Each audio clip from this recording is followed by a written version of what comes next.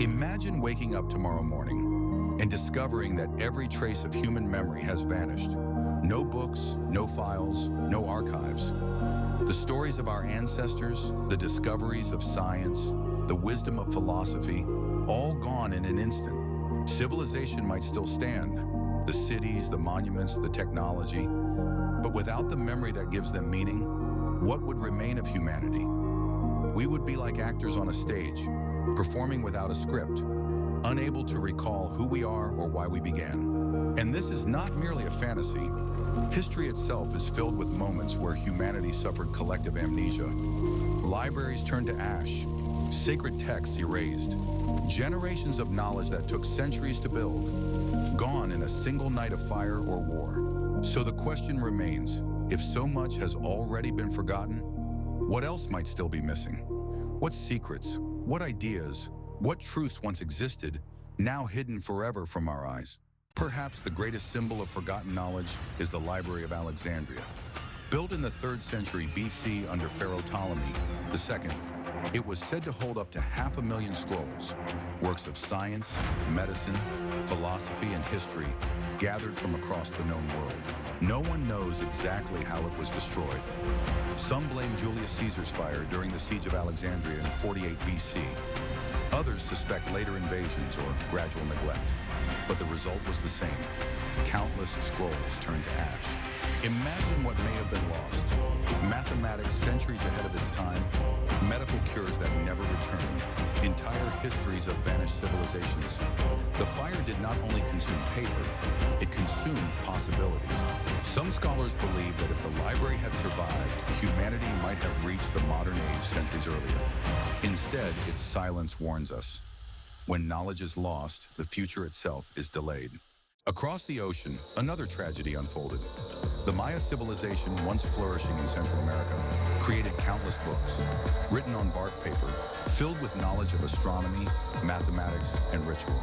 But when the Spanish conquest came in the 16th century, most of these texts were burned by missionaries who saw them as works of the devil. Out of thousands of manuscripts, only 4 codices survive today.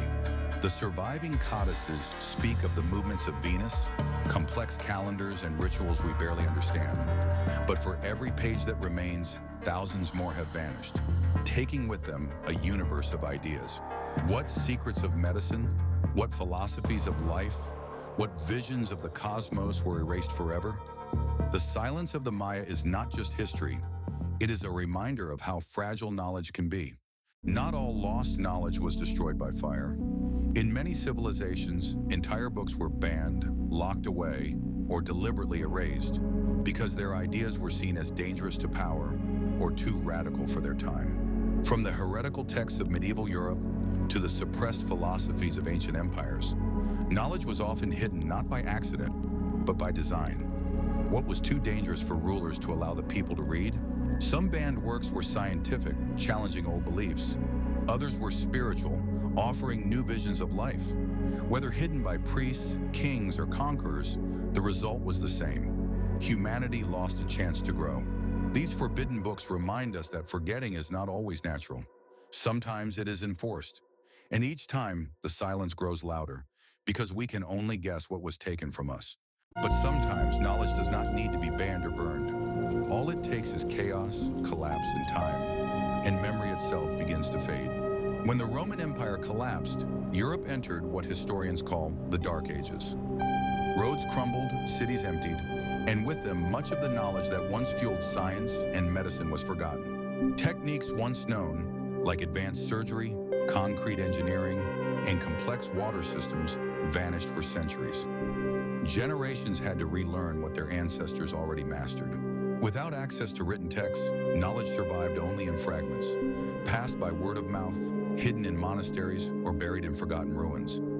Civilization itself seemed to pause, waiting for rediscovery. The Dark Ages remind us that knowledge is fragile. It can vanish not just in flames, but in silence. And once it is gone, humanity must pay the price of lost centuries. Yet not all forgotten knowledge is truly gone. Sometimes fragments resurface, objects so advanced they seem out of place, mysteries that whisper of a library we can no longer read. One such fragment is the Antikythera mechanism, discovered in a shipwreck off Greece.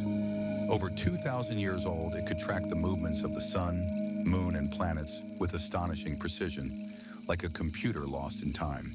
In the Andes, the Inca built walls of stone so precisely cut that even a blade of grass cannot fit between them. To this day, no one fully understands how such engineering was achieved without modern tools. Elsewhere, ancient maps like the Piri Reis chart show coastlines with uncanny accuracy, centuries before explorers officially reached them. Were these drawn from lost sources or from knowledge we have yet to rediscover? These mysteries remind us that the past is not silent. It still speaks in fragments and riddles, challenging us to listen. Perhaps the greatest library is not one that burned, but one scattered across time. But what if it happened again? What if tomorrow morning, every digital library, our books, our films, our records, vanished into silence?